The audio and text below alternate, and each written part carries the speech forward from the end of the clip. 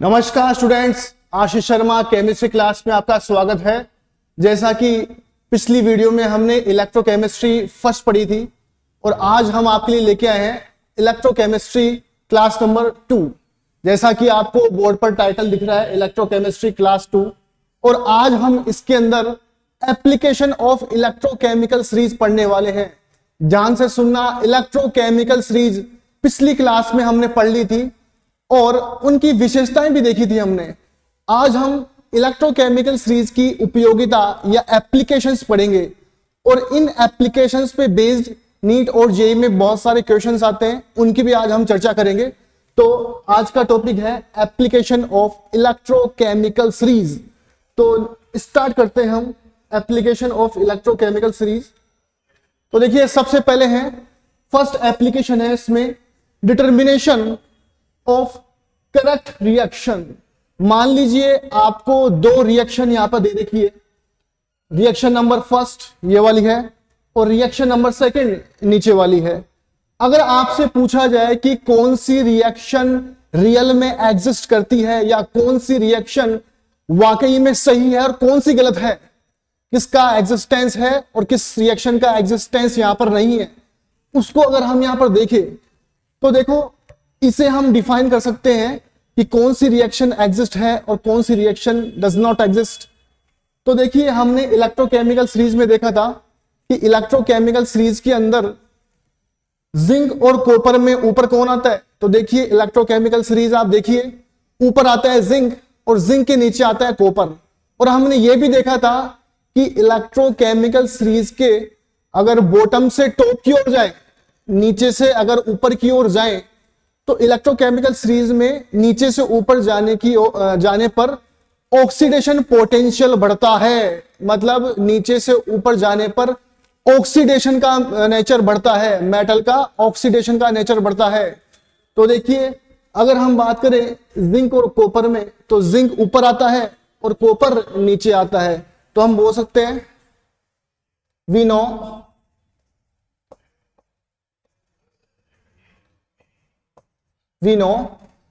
EOP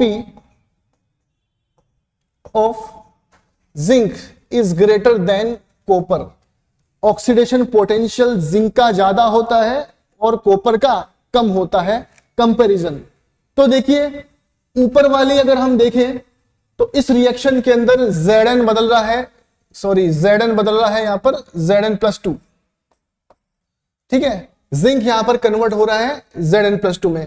तो हम क्या बोल सकते हैं, यहां से अगर यहां हम जाएं, यहां से अगर हम यहां जाएं, यहां से अगर हम यहां मूव हुए, तो ये तो है ऑक्सीडेशन, ये तो यहां पर क्या हो रहा है, ऑक्सीडेशन। और अगर मैं कॉपर से Cu+2 से कॉपर की ओर जाऊं, Cu+2 से Cu की ओर जाऊं, तो देखिए यहां पर क्या हो रहा है, यहां पर हो रहा है रिडक्शन, ऑक्सीडेशन रिडक्शन। हम बेसिक पढ़ चुके हैं, कहां ऑक्सीडेशन होगा और कहां रिडक्शन होगा हम अच्छे से पढ़ चुके हैं। तो जिंक से Zn+2 ऑक्सीडेशन, Cu+2 से Cu बन रहा है, मतलब रिडक्शन। तो देखिए, हम जानते हैं कि ऑक्सीडेशन पोटेंशियल जिंक का ज्यादा है जबकि कॉपर का कम है। तो रियल में किसका ऑक्सीडेशन होगा, रियल में जिंक का तो होगा ऑक्सीडेशन जबकि कॉपर का रिडक्शन। तो हम क्या बोल सकते हैं कि ये रिएक्शन कैसी है, ये रिएक्शन है करेक्ट। जबकि देखो, इस रिएक्शन में क्या है, Zn+2 बदल रहा है जिंक के अंदर, तो मतलब ये तो है रिडक्शन, और Cu बदल रहा है Cu+2 में, ये है यहां पर ऑक्सीडेशन।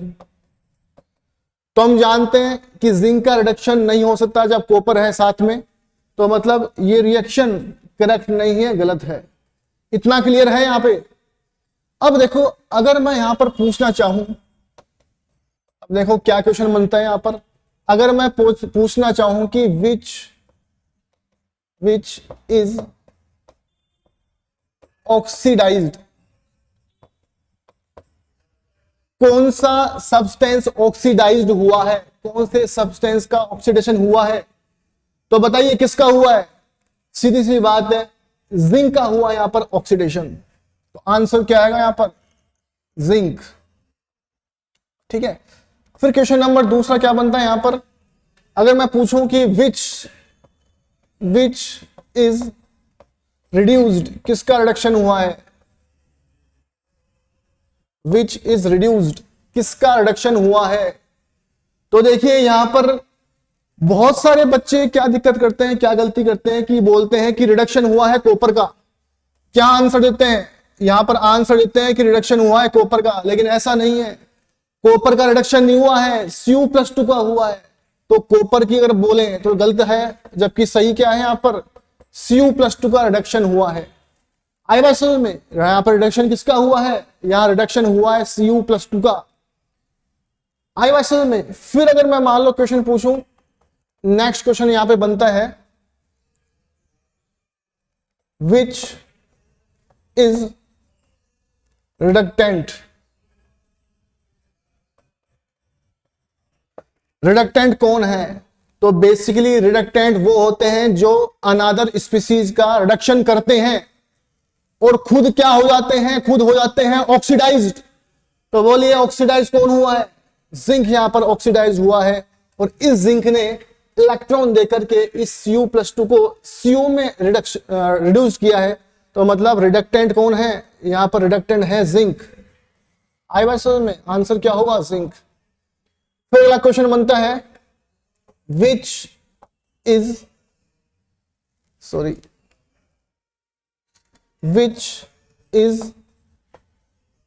ऑक्सीडेंट। ऑक्सीडेंट के बारे में हम जानते हैं, किसको बोलते हैं, वह स्पीसीज जो किसी दूसरी स्पीसीज का या अनदर स्पीसीज का ऑक्सीडेशन करती है और खुद क्या हो जाती है, खुद हो जाती है रिड्यूस्ड। तो बताइए कौन सी रिड्यूस हो रही है, Cu+2। Cu+2 ने इससे इलेक्ट्रॉन लिए और इस जिंक का कर दिया ऑक्सीडेशन। तो ऑक्सीडेंट यहां पर है Cu+2। बहुत सारे बच्चे क्या बोलते हैं कि कॉपर होगा, कॉपर नहीं होगा, Cu+2 होगा ऑक्सीडेंट। आई बात समझ में, इतना क्लियर है सबको, इतने क्वेश्चन क्लियर है। अगर क्लियर है तो हम आगे की ओर बढ़ते हैं।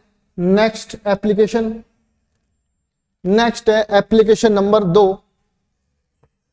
नेक्स्ट है application number 2, application of electrochemical series पढ़ रहे हैं हम, कि एप्लीकेशन नंबर 2 पढ़ते हैं हम। नंबर 2 है एक्टिव मेटल। एक्टिव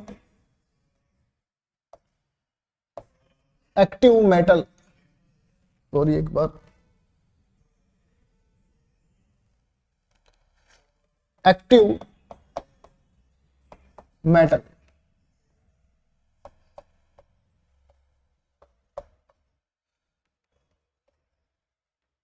तो देखो सबसे पहले हम बात करते हैं कि एक्टिव मेटल क्या होती है।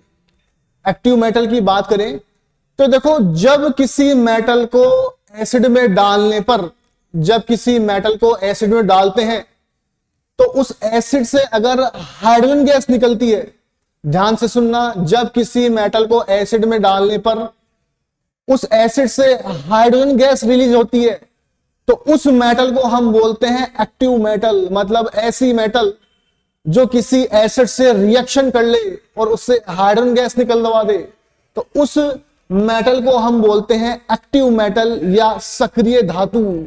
तो देखिए क्या होती है रिएक्शन, अगर एक्टिव मेटल है तो M+ मान लीजिए HCl में डाल दिया मैंने इसको, तो यहां पर देखो क्या होगा, यहां पर MCl बन जाएगा और H2 गैस बाहर निकल जाएगी। तो देखिए मेटल का ऑक्सीडेशन कितना है, यहां पर ऑक्सीडेशन नंबर है 0। अगर मैं बात करूं मेटल के ऑक्सीडेशन नंबर की, तो मेटल का ऑक्सीडेशन नंबर कितना है, 0। HCl के अंदर H+1 में है, Cl -1 में है, यहां पर मेटल +1 चली गई, Cl अब भी -1 है, Cl अब भी -1 है, और हाइड्रोजन जो है यहां पर 0 पर है। इतना क्लियर है। तो देखो मेटल यहां पर 0 था, यहां पर +1 में आ गया है। मेटल यहां पर 0 था, यहां पर +1 में आ गया है। तो देखिए यहां से यहां क्या हुआ है, यहां से यहां हम बोल सकते हैं यहां पर क्या हुआ है, ऑक्सीडेशन। यहां पर हुआ है ऑक्सीडेशन। यहां हुआ है ऑक्सीडेशन। जबकि देखिए यहां पर H+1 में था और यहां पर 0 हो गया है, मतलब यहां पर क्या हुआ है, यहां पर हुआ है रिडक्शन, यहां पर हुआ है भाई साहब रिडक्शन।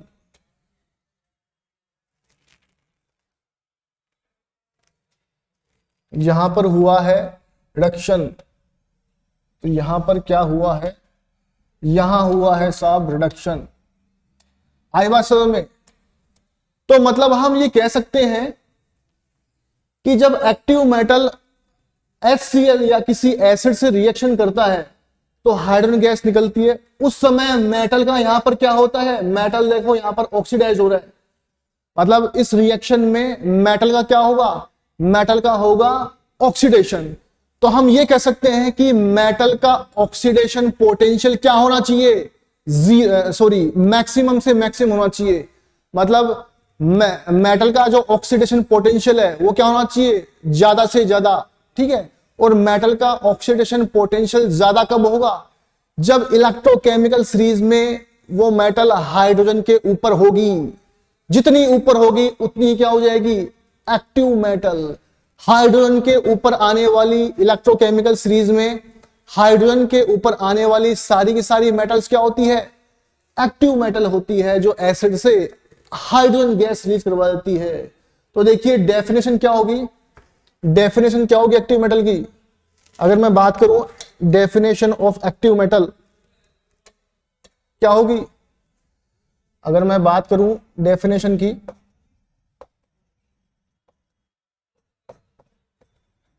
अगर मैं बात करूं डेफिनेशन ऑफ एक्टिव मेटल की तो क्या होगी, तो क्या होगी बताइए।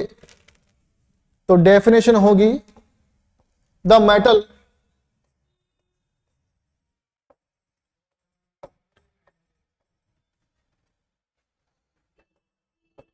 which react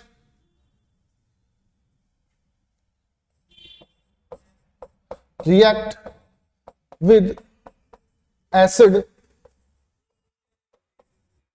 and release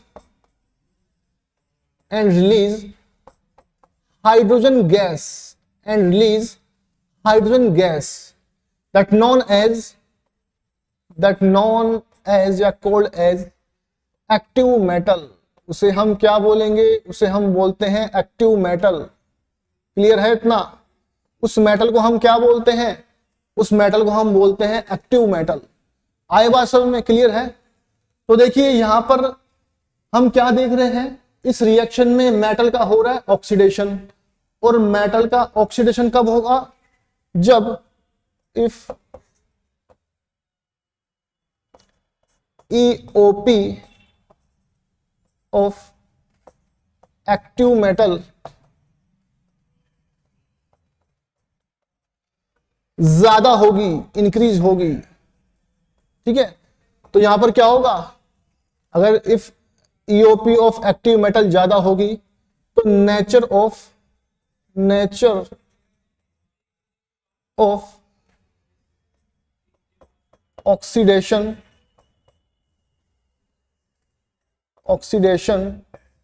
of metal, ये भी क्या होगा, ये भी होगा इंक्रीज। और मेटल का ऑक्सीडेशन जब इंक्रीज होगा तो इसी के साथ क्या होगा, इसी के साथ क्या होगा, nature of H2 release from acid, वो भी क्या होगा, इंक्रीज होगा। और एक्टिवनेस क्या हो जाएगी, मेटल की एक्टिवनेस ऑफ मेटल, ये भी क्या हो जाएगी, ये भी हो जाएगी इंक्रीज। इतना समझ पा रहे हैं आप? इतना क्लियर है? जब मेटल की ऑक्सीडेशन पोटेंशियल हाइड्रोजन से ज्यादा होगा, मतलब इलेक्ट्रोकेमिकल सीरीज में मेटल जब हाइड्रोजन से ऊपर होगी, जितनी ऊपर होगी उतना ही उसका ऑक्सीडेशन पोटेंशियल बढ़ेगा, और एसिड से H2 रिलीज करवाने की जो नेचर है या कैपेसिटी है वो भी क्या हो जाएगी, ज्यादा हो जाएगी। और मेटल की जो एक्टिवनेस है वो भी क्या हो जाएगी, इंक्रीज हो जाएगी। इतना क्लियर है? तो हम जान चुके हैं यहां पर वो मेटल एक्टिव मेटल कहलाएगी जो हाइड्रोजन से ऊपर होती है, वो अम्ल से या एसिड से हाइड्रोजन गैस रिलीज करवा सकती है, उसे हम क्या बोलते हैं, उसे हम बोलते हैं एक्टिव मेटल। अगर इतना क्लियर है तो हम चलते हैं एप्लीकेशन नंबर 3 में। तो now we discuss about application number 3। तो now we discuss about application number 3। तो अब हम बात करते हैं एप्लीकेशन नंबर 3 की, इलेक्ट्रोकेमिकल सीरीज के एप्लीकेशन नंबर 3 की। तो एप्लीकेशन नंबर 3 क्या है? थर्मल स्टेबिलिटी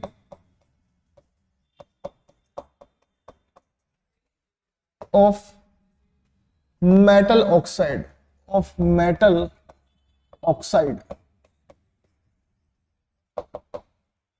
देखो सबसे पहले इस टॉपिक को डिस्कस करने से पहले हम जानते हैं कि thermal stability of metal oxide आखिर में है क्या, ये क्या चीज है।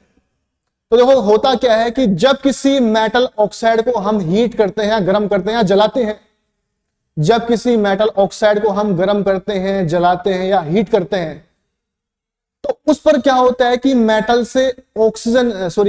ऑक्साइड से ऑक्सीजन गैस रिलीज होती है। आई बात समझ में? तो एक्चुअल में होता क्या है, मान लीजिए कोई मेटल है कोई मेटल ऑक्साइड है MO, ये कोई मेटल ऑक्साइड है, मेटल और ऑक्सीजन। अब अगर मान लो इसको मैं जलाता हूं या हीट करता हूं, तो हीट करने पर देखो यहां पर क्या होगा, यहां पर तो बनेगा मेटल और दूसरा यहां पर निकलेगी ऑक्सीजन गैस। दूसरा यहां क्या निकलेगी, दूसरा निकल जाएगी यहां पर ऑक्सीजन गैस। ठीक है, तो देखिए अगर मैं यहां पर बात करना चाहूं कि मेटल ऑक्साइड में मेटल का यहां पर ऑक्सीडेशन नंबर कितना है, ऑक्सीडेशन नंबर है यहां पर +1, इसका कितना है ऑप्शन का -2, यहां मेटल का ऑक्सीडेशन नंबर कितना है 0। और अगर मान लो बात करूं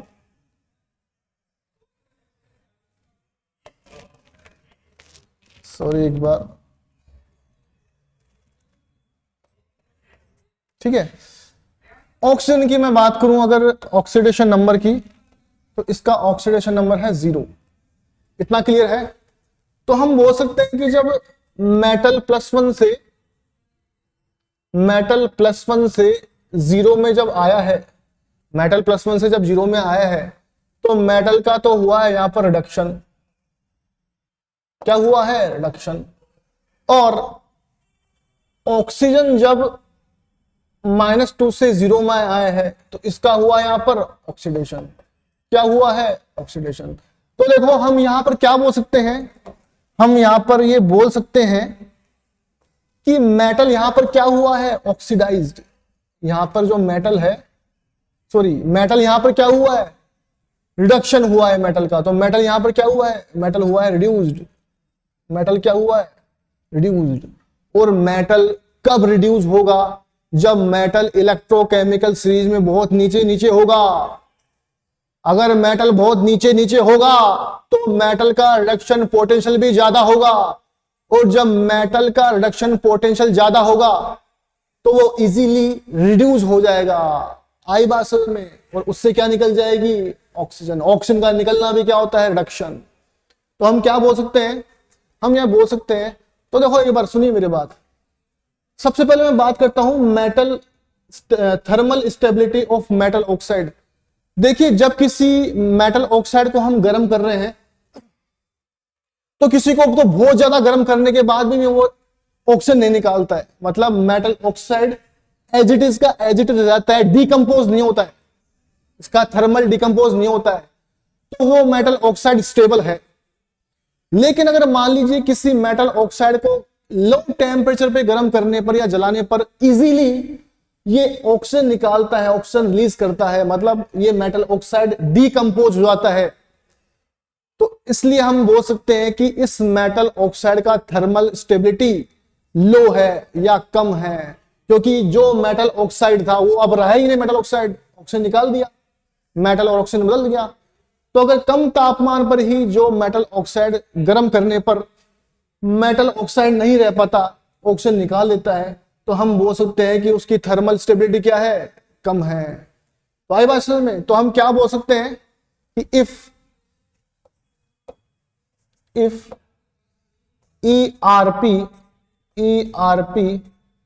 ऑफ मेटल ऑक्साइड इंक्रीज होती है, इंक्रीजेज, तो यहां पर क्या होगा, if metal oxide increases then releasing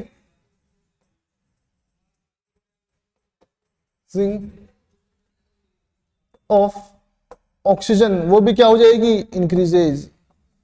ठीक है, और जब ऑक्सीजन रिलीज हो जाएगी तो थर्मल स्टेबिलिटी भी क्या हो जाएगी, थर्मल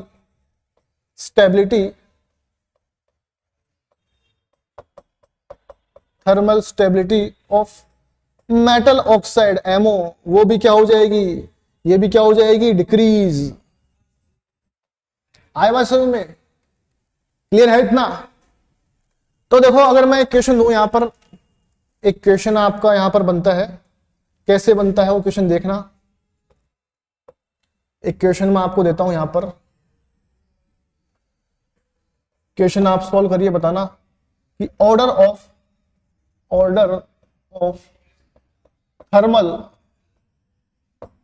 थर्मल स्टेबिलिटी,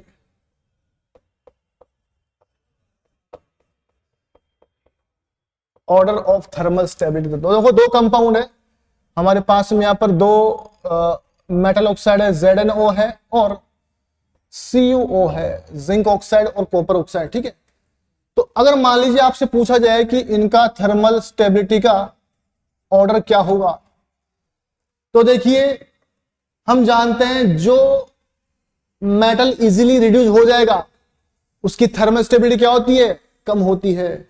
और जब थर्मल स्टेबिलिटी कम होगी तो बताइए किसकी कम होगी, यहां पर जिंक है और कॉपर है। जिंक इलेक्ट्रोकेमिकल सीरीज में ऊपर आता है जबकि कॉपर नीचे आता है।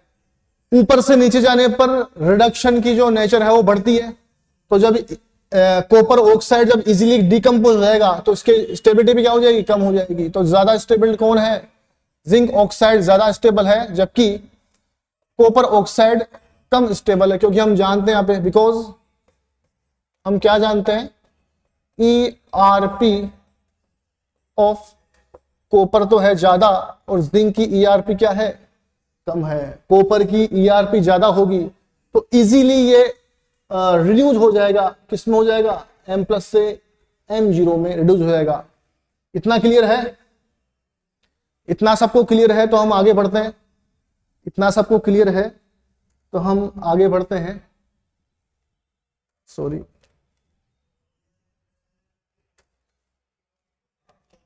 तो देखो नेक्स्ट अगला टॉपिक है, नेक्स्ट है हमारा अगला टॉपिक, एप्लीकेशन तीनों कंप्लीट हो गई है। नेक्स्ट हमारा अगला टॉपिक है ऑक्सीडेशन पोटेंशियल। ऑक्सीडेशन पोटेंशियल, देखिए ऑक्सीडेशन पोटेंशियल की काफी चर्चा कर ली हमने, लेकिन बात यह है कि एक्चुअल में होता क्या है। ऑक्सीडेशन पोटेंशियल, इसको रिप्रेजेंट करते हैं हम EOP से, इसका रियल मीनिंग है क्या वो हम यहां समझते हैं। तो देखिए होता क्या है कि हम जानते हैं सेल के अंदर एक तो दो इलेक्ट्रोड होते हैं, एक तो एनोड होता है और दूसरा कैथोड होता है। ऑक्सीडेशन कहां पर होता है, एनोड पर, जबकि रिडक्शन कहां होता है, कैथोड पर। तो देखिए होता क्या है कि एनोड जिस इलेक्ट्रोलाइटिक सॉल्यूशन डूबा हुआ है, एनोड और इलेक्ट्रोलाइटिक सॉल्यूशन के बीच में जो पोटेंशियल डिफरेंस होगा, एनोड और इलेक्ट्रोलाइटिक सॉल्यूशन के बीच में जो पोटेंशियल डिफरेंस होगा, उसी को हम क्या बोलेंगे, उसी को हम बोलते हैं ऑक्सीडेशन पोटेंशियल या EOP। तो बताइए क्या डेफिनेशन बनेगी इसकी, क्या डेफिनेशन बनेगी, तो बनेगी इसकी the potential difference, the potential difference difference in between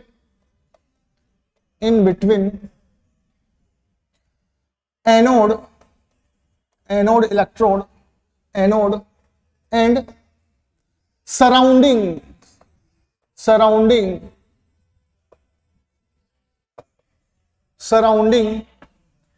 electrolytic solution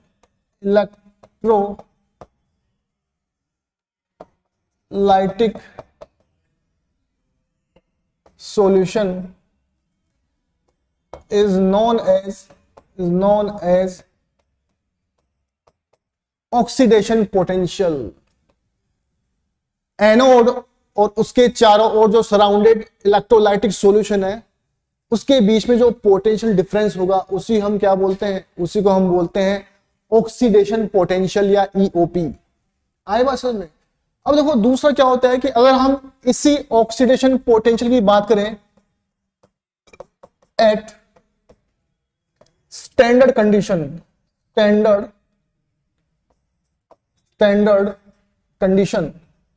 तो सबसे पहले बात यह है कि स्टैंडर्ड कंडीशन क्या होती है। तो स्टैंडर्ड कंडीशन होती है हमारी, अगर टेम्परेचर हो 25 डिग्री सेंटीग्रेड या 298 केल्विन टेम्परेचर हो, तो इसे हम बोलते हैं टेम्परेचर हो 25 डिग्री सेंटीग्रेड या 298 केल्विन और यहां पर कंसंट्रेशन होनी चाहिए 1 molarity.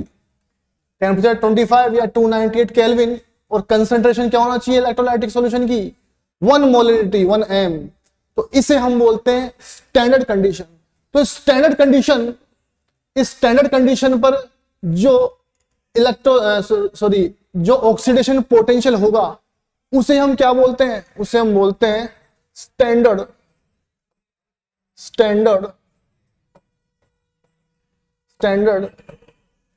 Oxidation potential. Standard oxidation potential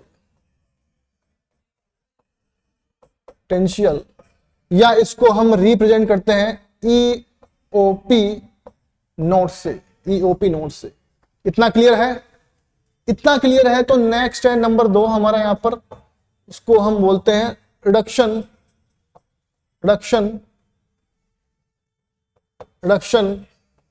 potential या इसको हम रिप्रेजेंट करते हैं ईआरपी से।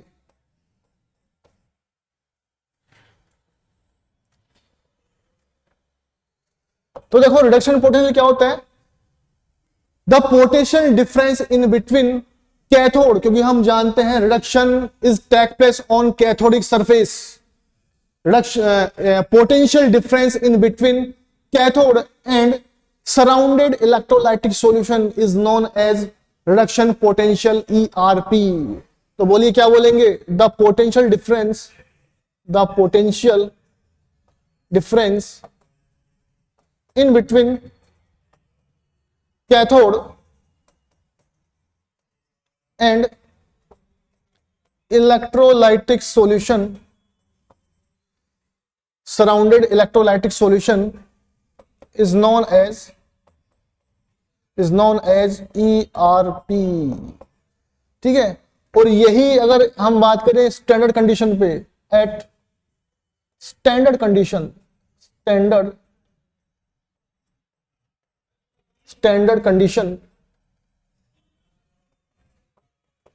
तो स्टैंडर्ड कंडीशन हम जानते हैं 25 डिग्री सेंटीग्रेड टेम्परेचर या केल्विन में 298 केल्विन और कंसंट्रेशन होगी 1 m।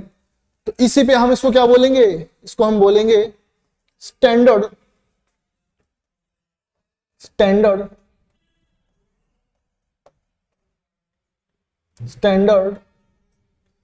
रिडक्शन पोटेंशियल या इसको रिप्रेजेंट करते हैं हम ईआरपी नॉट से।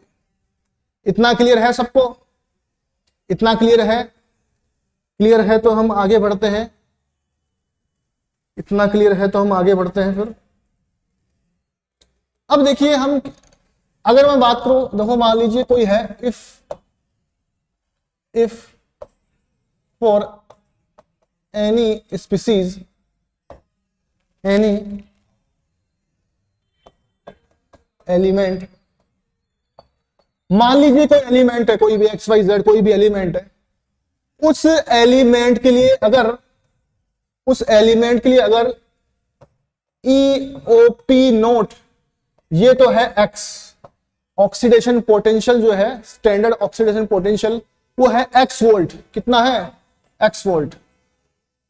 तो देखिए इसी के लिए ईआरपी क्या होगा, इसके लिए ईआरपी क्या होगा, एक बार के लिए मैं ब्रेक लूंगा, थोड़ा सा पानी पी के आता हूं।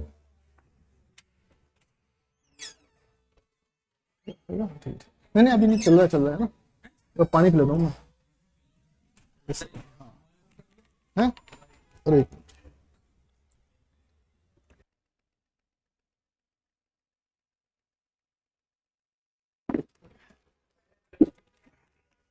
चल रहा है ना सर?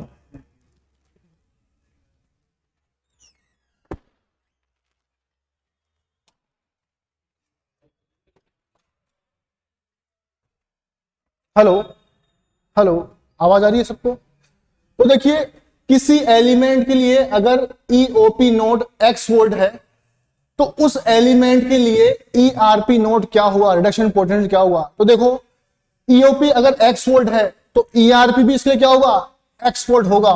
कितना होगा, एक्स वोल्ट, लेकिन नेगेटिव साइन के साथ में। आई बात समझ में, क्या समझे?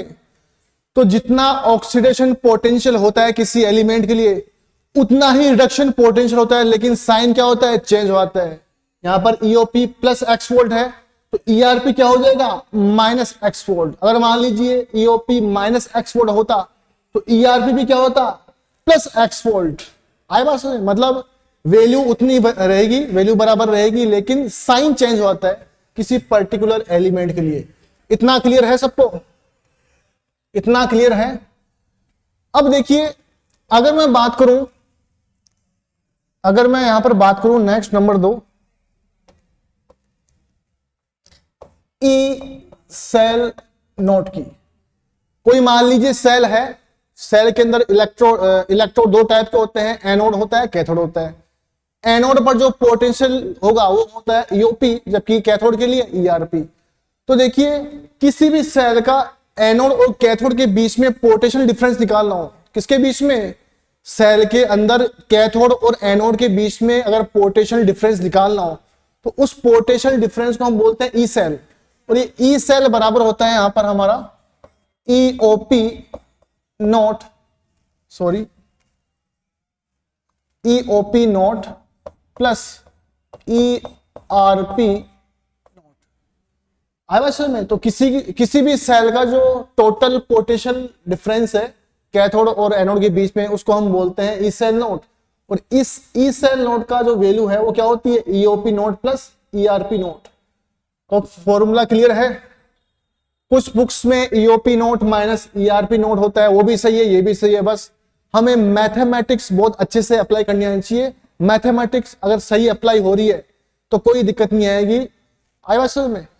अब देखिए हम करते हैं क्वेश्चन सॉल्व। इतना क्लियर है तो हम करते हैं क्वेश्चन सॉल्व। तो देखिए सबसे पहला है क्वेश्चन नंबर 1। इसमें हमें दे रखा है ये ऊपर वाली हाफ इलेक्ट्रोड रिएक्शन है, और इसका देखो क्या दे रखा है 0.07 वोल्ट, और नीचे वाली रिएक्शन का दे रखा है 0.10 वोल्ट। और ई सेल आपसे पूछा है, ई सेल नॉट पूछा है। तो देखो सबसे पहले है इस रिएक्शन में यहां क्या हो रहा है, रिडक्शन, और यहां भी क्या हो रहा है, रिडक्शन। तो दोनों रिएक्शन क्या है, रिडक्शन की है। अब देखिए कौन सी रिएक्शन का वाकई में रिडक्शन होगा और कौन सी रिएक्शन का वाकई में ऑक्सीडेशन होगा, वो कैसे पता करेंगे हम। देखो यहां पर कि देखो यहां पर ई नोट बराबर है 0.7 वोल्ट, जबकि इसका रिडक्शन पोटेंशियल है 0.10 वोल्ट। तो देखो यहां पर जो रिडक्शन पोटेंशियल है ये ज्यादा है जबकि ये कम है। अब ये ज्यादा है तो इसका रियल में क्या होगा, इसका रियल में होगा यहां पर रिडक्शन। इसका रियल में क्या होगा, इसका रियल में होगा रिडक्शन। तो इसका क्या होगा, ईआरपी लेंगे हम, कितना, यही है 0.10 वोल्ट। और जबकि देखो इसका रिडक्शन पोटेंशियल कम है, तो एक्चुअल में इसका रिडक्शन नहीं होगा, जबकि इसका क्या होगा, ऑक्सीडेशन होगा। और जब इसका ऑक्सीडेशन होगा तो इसका हम क्या लेंगे, इसका हम लेंगे EOP, इसका हम लेंगे EOP, इसका क्या लेंगे हम, EOP। और इसका EOP क्या हो जाएगा, यहां पर हो जाएगा -0.07 वोल्ट। इतना क्लियर है, इतना क्लियर है सबको। अब देखो ई सेल नोट क्या होता है, ई सेल नोट बराबर क्या होता है, EOP प्लस ERP। ठीक है, तो देखो EOP क्या है यहां पर, EOP हमारे पास में है -0.07 और ERP कितना है, ERP है 0.10 वोल्ट। तो कितना आएगा बताइए, यहां पर आ जाएगा 0 प्लस के 0.03 वोल्ट। तो ई सेल नोट कितना आ जाएगा यहां पे, ई सेल नोट आ जाएगा 0.03 वोल्ट्स। इतना क्लियर है, इतना क्लियर है। तो हम आगे बढ़ते हैं क्वेश्चन नंबर 2 में। नेक्स्ट देखो क्वेश्चन नंबर 2, इसमें देखो B+2 में मतलब ऑक्सीडेशन पोटेंशियल दे रखा है, यहां भी A+2 में ये भी क्या है, ऑक्सीडेशन पोटेंशियल है। अब जिसका ज्यादा ऑक्सीडेशन पोटेंशियल है, ये भी ऑक्सीडेशन पोटेंशियल है, ये भी ऑक्सीडेशन पोटेंशियल है, ये भी EOP है, ये भी EOP है। जिसका ज्यादा EOP होगा उसका तो वाकई में EOP लेना है, और जिसका EOP कम होगा उसका हमें एक्चुअल में ERP लेना है। ठीक है, तो यहां पर क्या होगा, यहां पर देखो यहां पर 0.10 बड़ी संख्या है, जबकि 0.07 छोटी संख्या है। लेकिन बड़ी संख्या जब निगेटिव के साथ में होती है तो उतनी ही छोटी होती है। तो ये ऑक्सीडेशन पोटेंशियल कम है जबकि ये ज्यादा है, तो इसका तो हमें क्या लेना है, इसका तो हमें वही, इसका तो हमें EOP ही लेना है। कितना है, जितना है उतना लेना है, -0.07 वोल्ट। और जबकि इसका हम क्या लेंगे, इसका हम लेंगे ERP नोट। कितना हो जाएगा, उतना ही होगा, बस साइन चेंज हो जाएगा, यहां पर माइनस का था है तो क्या हो जाएगा, प्लस का 0.10 वोल्ट। ठीक है, अब देखो ई सेल नोट क्या होता है, ई सेल नोट हम जानते हैं EOP note plus ERP note. EOP कितना है, -0.07 प्लस ERP कितना है, प्लस 0.10 वोल्ट। तो कितना आएगा ये आ जाएगा यहां पर 0.10 माइनस 0.07 और यहां पर आ जाएगा ये 0.03 वोल्ट्स। तो ई सेल कितना आ जाएगा यहां पे, ई सेल नोट आ जाएगा 0.03 वोल्ट्स। क्लियर है सबको ये क्वेश्चन, क्वेश्चन सबको क्लियर है। तो आगे बढ़ते हैं हम। देखो ये रिएक्शन है रिडक्शन की, मतलब रिडक्शन पोटेंशियल दे रखा है आपको। ये रिएक्शन है ऑक्सीडेशन की, तो ये क्या है, ऑक्सीडेशन पोटेंशियल है। जब क्वेश्चन के अंदर एक रिडक्शन पोटेंशियल दे रखा है और एक ऑक्सीडेशन पोटेंशियल दे रखा है, तो ऐसे में हम क्या करते हैं सॉल्व करने के लिए, कंपैरिजन करने के लिए, या तो दोनों को रिडक्शन पोटेंशियल बदल लो या फिर दोनों को ही ऑक्सीडेशन पोटेंशियल बदल लो। तो देखिए अगर मैं मान लो नीचे वाला है ऑक्सीडेशन पोटेंशियल, तो इसको अगर मैं मान लो इसका मैं लूं EOP, इसका अगर मान लो मैं लूं ERP दे रखा है, इसको बदल दूं मैं EOP में। ये क्या है यहां पर EOP है, इसको भी EOP में बदल दो, तो कितना हो जाएगा, ये हो जाएगा प्लस का 0.16 वोल्ट। तो देखो इसका EOP ज्यादा है जबकि इस रिएक्शन का EOP कम है। अब अगर इसका EOP कम है तो एक्चुअल में इसका हम क्या लेंगे, इसका हम लेंगे ERP। कितना हो जाएगा, उतना ही रहेगा, बस साइन चेंज होगा 0.15 वोल्ट। और ई सेल हम जानते हैं क्या होता है, ई सेल नोट बराबर क्या होता है, EOP note, EOP note plus ERP note बराबर, EOP बराबर कितना है, प्लस 0.16, ERP कितना है -0.15 वोल्ट, और कितना आ जाएगा 0.16 माइनस 0.15 बराबर कितना रह जाएगा, 1, और यहां पर रह जाएगा 0, तो 0.01 ई सेल नोट बराबर क्या आ जाएगा 0.01। इतना सबको क्लियर है? सबको कोई प्रॉब्लम है किसी को? अगर प्रॉब्लम नहीं है, इतना अगर आप समझ चुके हैं, तो हम बढ़ते हैं आगे क्वेश्चन पे। Next number question number 4।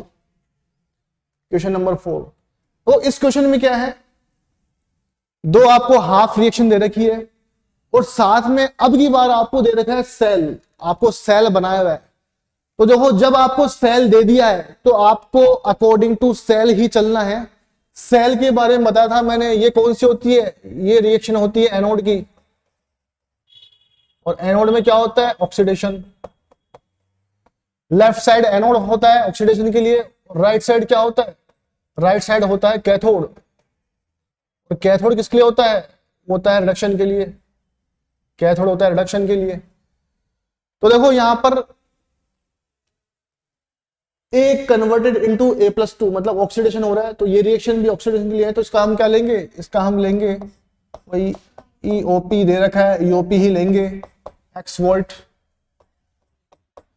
जबकि इस रिएक्शन में भी ऑक्सीडेशन हो रहा है, लेकिन इसका हमें क्या लेना है, इसका हम लेना है reduction potential.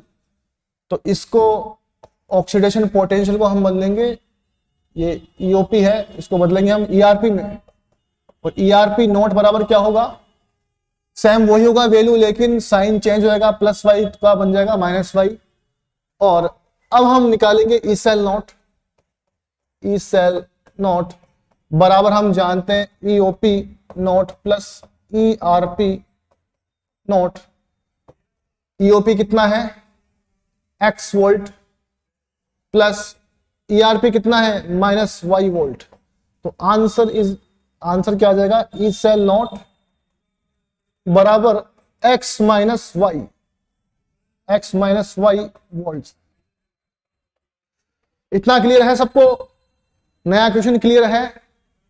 Type of question पढ़ रहे हैं हम, यहां पर टाइप ऑफ क्वेश्चन पढ़ रहे हैं, इतना क्लियर है? ये वाला टाइप, इतना टाइप क्लियर है? तो अब हम चलते हैं आगे। ये क्वेश्चन क्लियर है, तो अब हम चलते हैं आगे। देखो, इस रिएक्शन के अंदर यहां से A+2 बन रहा है, A में मतलब रिडक्शन पोटेंशियल है 0.20 वोल्ट, और B+ में बन रहा है। तो ये यहां पर क्या है, यहां पर आपको ये दे रखा है ये रिडक्शन ऑक्सीडेशन है, मतलब ऑक्सीडेशन पोटेंशियल। तो ये तो क्या है RP,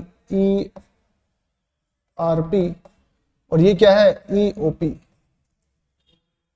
अगर मान लीजिए इसको भी मैं रिडक्शन पोटेंशियल बदल दूं, तो कितना हो जाएगा, ये हो जाएगा, वैल्यू वही रहेगी लेकिन साइन चेंज होगा, प्लस का 0.10 वोल्ट। आया समझ में? या तो दोनों ऑक्सीडेशन पोटेंशियल होना चाहिए तब तुलना कर सकते हैं अपन, या फिर दोनों रिडक्शन पोटेंशियल होना चाहिए तब तुलना कर सकते हैं अपन, कौन ज्यादा है, किसका पोटेंशियल कम है। तो यहां पर देखो 20 ज्यादा है, 10 कम है, तो इसका तो एक्चुअल में क्या होगा, इसका तो होगा एक्चुअल में रिडक्शन। इसका तो क्या होगा, रिडक्शन दे रखा है, तो रिडक्शन पोटेंशियल लेंगे इसका हम, कितना है 0.20 वोल्ट। और इसका हम क्या लेंगे, इसका हम लेंगे एक्चुअल में EOP, इसका हम लेंगे EOP ही लेंगे हम। इसका क्या लेंगे EOP, कितना लेंगे, कितना है यहां पर -0.10 वोल्ट। अब देखिए यहां पर क्या है, अगर इन रिएक्शन को मैं बैलेंस करूं, ऊपर वाली हाफ रिएक्शन के अंदर 2 इलेक्ट्रॉन, जबकि नीचे वाली क्या है 1 इलेक्ट्रॉन है, तो क्या ये बैलेंस है? नहीं है बैलेंस। अगर टोटल रिएक्शन में लिखूं A+2 इलेक्ट्रॉन, इस रिएक्शन का मैं नेट सेल रिएक्शन लिखूं, तो कैसे लिखेंगे, नेक्स्ट हाफ रिएक्शन है B 2 इलेक्ट्रॉन करने तो 2b is equal to 2b plus 2b plus और प्लस ट्वाइस इलेक्ट्रॉन। तो देखिए यहां पर अगर नेट रिएक्शन में निकालूं, अगर मैं नेट रिएक्शन निकालूं तो बताइए क्या आएगी नेट रिएक्शन? नेट रिएक्शन क्या आएगी?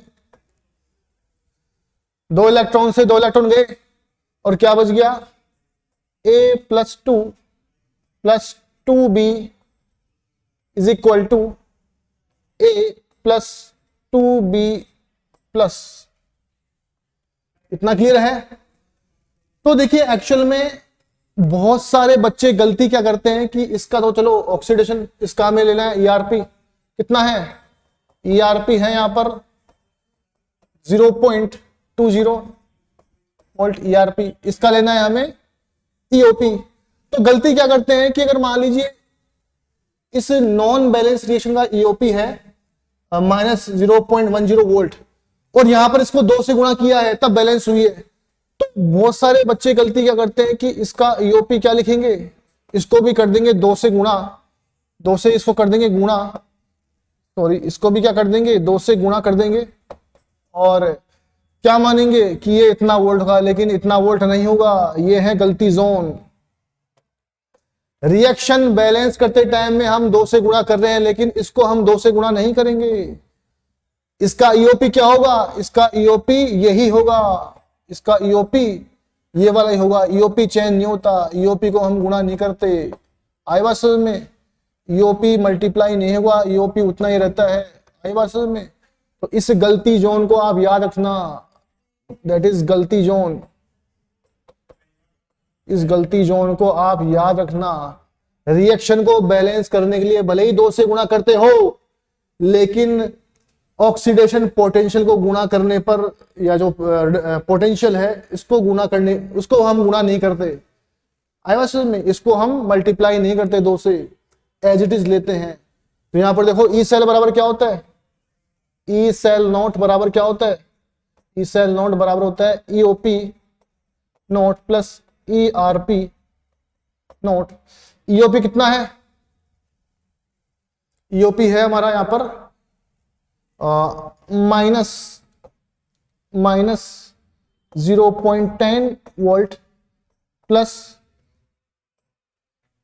ईआरपी कितना है? ईआरपी है 0.20 वोल्ट।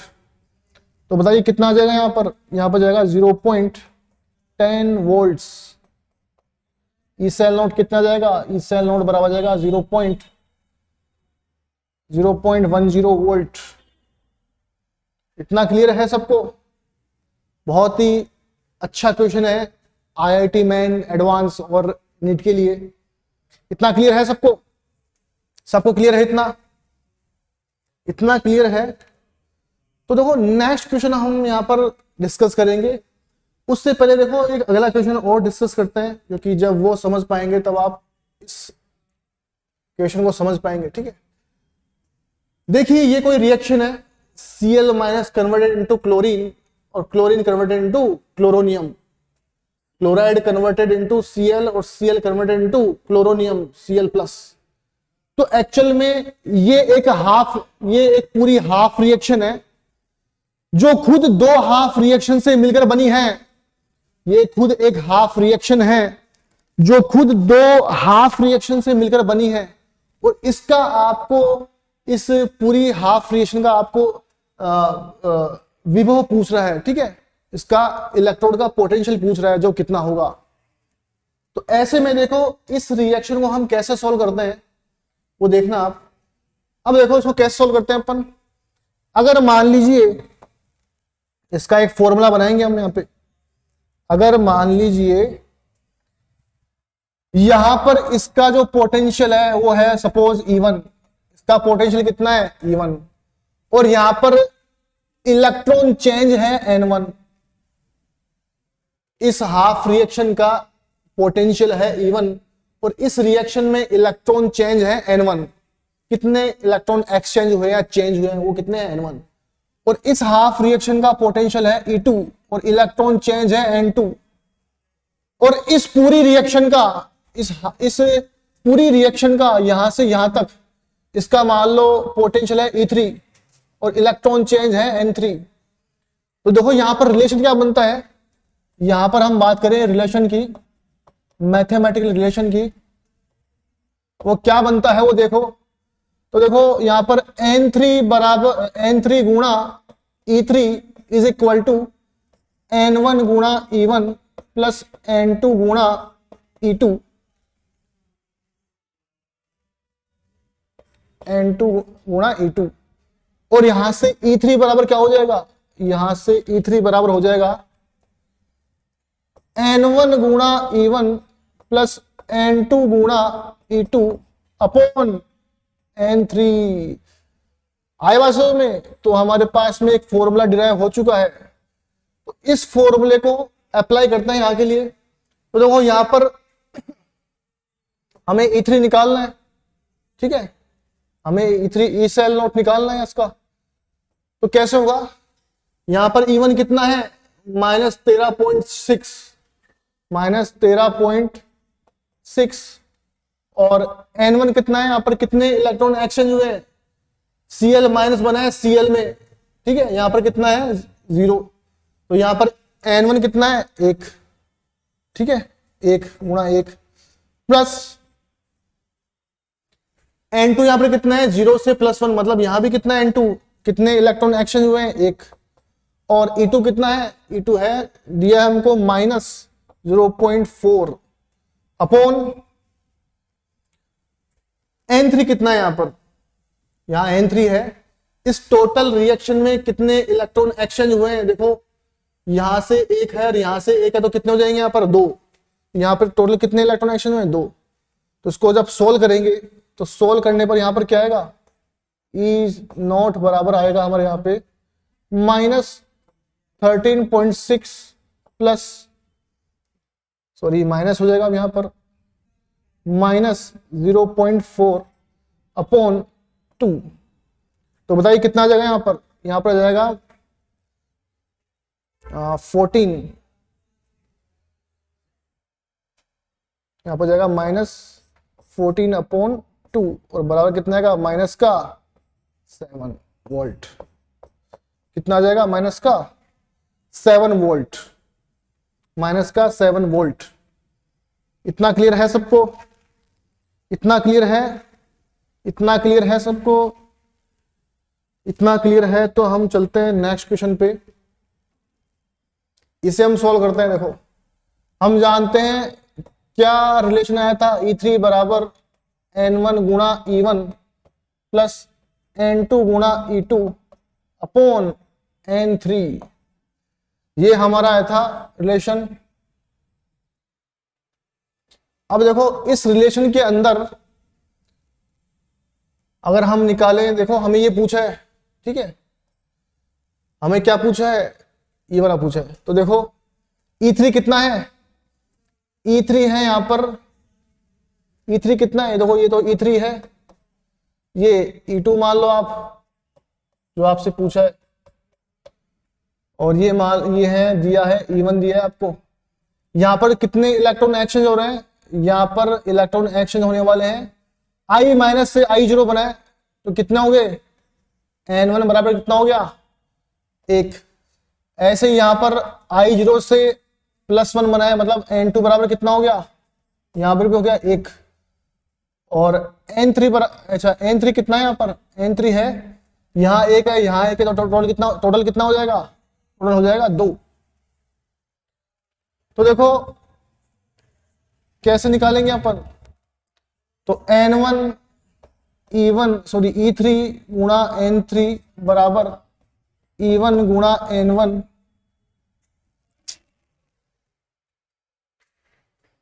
ये हैंग हो रहा है थोड़ा, N3 गुणा E3 बराबर, हैंग हो रहा है बार बार, थोड़ा सॉरी आपके लिए, N3 गुणा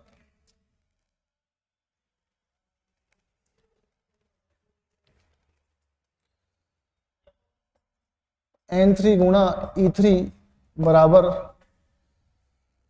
थोड़ा सॉरी, आपकी थोड़ा हैंग हो रहा है, एक बार के लिए रुकना होगा हमको, थोड़ा रुकना होगा, हैंग हो रहा है।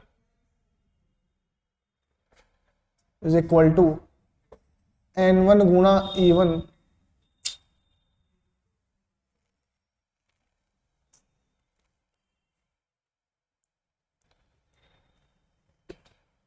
चलो हम यहां पे रखते हैं। E3 कितना है, -0.49 -0.49 बराबर N1 कितना है 1 गुणा E1 कितना है दे रखा है -0.54 प्लस N2 कितना है, N2 भी कितना है 1, N2 कितना है 1 गुणा E0 हमें निकालना है यहां पर, अपॉन N3 कितना है, N3 है यहां पर 2। तो देखो यहां से क्या होगा, इसको ले जाओ यहां पर, तो -0.49 मल्टीप्लाई 2 बराबर -0.54 प्लस E0। थोड़ा हैंग हो रहा है, बाद में आ जाएगा, यहाँ पे लिखा हुआ थोड़ा हैंग हो रहा है, ये लिखा हुआ बाद में आ जाएगा E0। तो देखो यहां से E0 क्या आ जाएगा, इसको आप इधर ले जाइए, तो -0.49 गुणा 2 माइनस, ये माइनस प्लस का हो जाएगा, प्लस 0.54। जब इसको आप सोल्व करोगे तो हमारे पास में ये E2 यहां से आ जाएगा। आया समझ में? इतना क्लियर है, इतना क्लियर है सबको? बेसिक मैथमेटिक्स से आपको यहाँ पे यूज लेनी है। थोड़ा आज बोर्ड की स्क्रीन हैंग हो रही है तो थोड़ा डिस्टर्बेंस हो रहा है, ठीक है ना, इसके लिए थोड़ा सॉरी। इतना क्लियर है सबको? इतना क्लियर है सबको? तो आगे बढ़ते हैं हम नेक्स्ट क्वेश्चन में। अब देखिए इसमें, इस क्वेश्चन में क्या है, दो हाफ रिएक्शन दे रखी है और इन हाफ रिएक्शन से आपको एक नई पूरी कंप्लीट हाफ रिएक्शन बनानी है। तो एक्चुअल में क्या है, यहाँ पर B converted into B plus और यहाँ पे B plus converted into B plus 2। लेकिन यहां पर देखो इसमें क्या है, B कन्वर्ट हो रहा है B प्लस 2 में। आया समझ में? तो हमें देखो यहां पर क्या चाहिए, B यहां पर कन्वर्ट हो रहा है B प्लस 1, ठीक है, और ये कन्वर्ट हो रहा है B प्लस 1 B प्लस 2 में, ठीक है। तो ये दे रखा है और ये दे रखा है, ये कितना दे रखा है, यहां पर दे रखा है देखो माइनस E1 कितना दे रखा है, यहां पर E1 दे रखा है माइनस 0.05 वोल्ट। और इलेक्ट्रॉन एक्सचेंज कितने हैं यहां पर इलेक्ट्रॉन एक्सचेंज है ओनली 1। ऐसे ही देखो E2 कितना दे रखा है हमें, E2 बराबर देखो यहां से E2 दे रखा है हमें माइनस 0.10 वोल्ट। और यहां पर इलेक्ट्रॉन एक्सचेंज कितने हो रहे हैं, इलेक्ट्रॉन एक्सचेंज है +1 से +2 मतलब 1। और देखो जबकि हमें निकालना क्या है, यहां पर हमें यहां निकालना है B से B प्लस 2 मतलब E3 बराबर हमें निकालना है यहां पर क्वेश्चन को सोल्व करने के लिए। और N3 कितना है, यहां पर टोटल में कितने इलेक्ट्रॉन एक्सचेंज है, यहां पर 1 है, यहां पर 1 है, तो टोटल कितना हो जाएगा 2 इलेक्ट्रॉन आर एक्सचेंज। अब 2 इलेक्ट्रॉन एक्सचेंज हो रहे हैं तो देखिए यहां पर E3 बराबर क्या आएगा, E3 बराबर हमारा यहां पर आएगा E1 N1 गुणा E1 प्लस N2 गुणा E2 अपॉन N3। और E3 बराबर क्या आ जाएगा, N1 कितना है 1, E1 कितना है माइनस 0.05 वोल्ट प्लस N2 कितना है 1 है, मल्टीप्लाई E2 कितना है, ये है माइनस 0.10 वोल्ट अपॉन N3 कितना है 2 है। तो E3 बराबर यहां पर क्या आ जाएगा, E3 बराबर आ जाएगा अपना यहां पर इसको सॉल्व करिए। इसका सॉल्व करने के बाद में कितना आएगा, माइनस 0.05 माइनस 0.10, ठीक है, अपॉन 2। आया बात समझ में? तो यहां से E3 आ जाएगा अपने पास में, ठीक है। और जब यहां से E3 आ जाएगा तो यहां पर आपको क्या रखना है, इसका ऑक्सीडेशन पोटेंशियल, और इसका रखना है यहां पर रिडक्शन पोटेंशियल, ठीक है। तो रिडक्शन पोटेंशियल एक बार चलो सोल्व करते हैं अपन इसको। E3 बराबर क्या आएगा, माइनस माइनस माइनस होता है, और इसका 0.05 प्लस 1.0, तो 0.15 अपॉन 2 कितना रहेगा फिर, ये रहेगा यहाँ पर 0.07 माइनस का 0.07 वोल्ट्स।